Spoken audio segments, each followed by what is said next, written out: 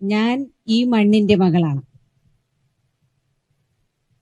ഈ മണ്ണിലാണ് ഞാൻ ജനിച്ചതും വളർന്നതും പഠിച്ചതും. ഈ പള്ളിയിലാണ് ഞാൻ പ്രാർത്ഥിച്ച് വളർന്ന് ഒരു സന്യാസിനിയാകാൻ തീരുമാനിച്ചതും. അങ്ങനെ കുറെ കാലങ്ങൾക്ക് ശേഷം കടന്നുപോയപ്പോൾ ഒരു ദിവസം എന്റെ സഹോദരങ്ങൾ എന്നെ വിളിച്ചിട്ട് പറഞ്ഞു, നമ്മുടെ ഭൂമിക്ക് എന്തോ പ്രശ്നങ്ങളുണ്ട്, തർക്കമുണ്ട്. അതൊന്നും ഞാൻ വളരെ സീരിയസ് ആയിട്ട് എടുത്തില്ല ആ കാലത്ത്, 2-3 വർഷത്തിന് മുൻപ്. കാരണം എനിക്കറിയാം ഞാൻ ജീവിക്കുന്നത് സ്വതന്ത്ര മതേതര ജനാധിപത്യ ഭാരതത്തിലാണ്. 21ാം നൂറ്റാണ്ടിലാണ്. മാനുഷിക മൂല്യങ്ങൾക്കും മാനുഷികതയ്ക്കും മനുഷ്യന്റെ അവകാശങ്ങൾക്കും എല്ലാം വളരെ പ്രാധാന്യം കൊടുക്കുന്ന ഒരു കാലഘട്ടത്തിലാണ് ഞാൻ ജീവിക്കുന്നതെന്ന് എനിക്ക് പൂർണ്ണ ബോധ്യമുണ്ട്. അതുകൊണ്ട് ഞാൻ ഭയപ്പെട്ടില്ല. എന്നാൽ കാലക്രമേണ എനിക്ക് മനസ്സിലായി എന്റെ വിശ്വാസം, അതായത് ഇത് നഷ്ടപ്പെട്ടുകൊണ്ടിരിക്കുകയാണ്, ഇതിന്റെ ഈ പ്രശ്നം ഗുരുതരമായിക്കൊണ്ടിരിക്കുകയാണെന്ന് എനിക്ക് മനസ്സിലായി.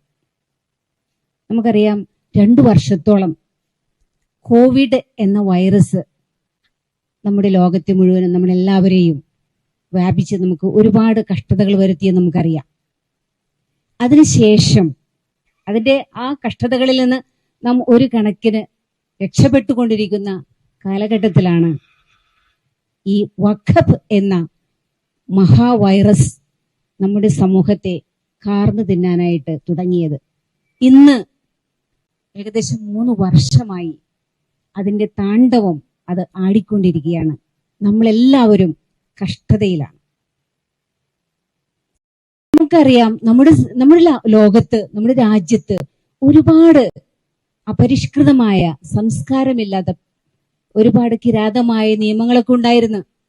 സതി എന്ന സമ്പ്രദായം, ശൈശവ വിവാഹം, നമുക്കറിയാം. ഭർത്താവ് മരിച്ച സ്ത്രീകൾക്ക് പുനർവിവാഹം നിഷേധിച്ചിരുന്നു. അങ്ങനെയുള്ള കാലഘട്ടങ്ങൾ ഉണ്ടായിരുന്നു. അതുപോലെ തന്നെ തൊട്ടുകൂടായ്മ ഉണ്ടായിരുന്നു. എന്തിനേറെ ഈ അടിമത്തം പോലും നമ്മുടെ ലോകത്ത് നിലനിന്നിരുന്നു. കാലങ്ങൾക്ക് ശേഷം ലോകം പരിഷ്കൃതമായപ്പോൾ ഇതിലെല്ലാം ഭേദഗതി വരുത്തി പരിഷ്കരിച്ച് പരിഷ്കൃത സംസ്കാരത്തിന് അനുയോജ്യമായ രീതിയിലുള്ള മാറ്റങ്ങൾ വരുത്തി. എന്നാൽ വഖഫ് എന്ന ഈ ഒരു നിയമം മാത്രം എത്ര കഴിഞ്ഞാലും മാറില്ല എന്ന ശാഠ്യത്തിലാണ്.